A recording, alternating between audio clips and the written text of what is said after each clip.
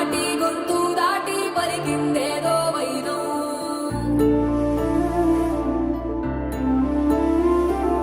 మూడు వారిన మనసులోనే పలికిందేదో ప్రాణం.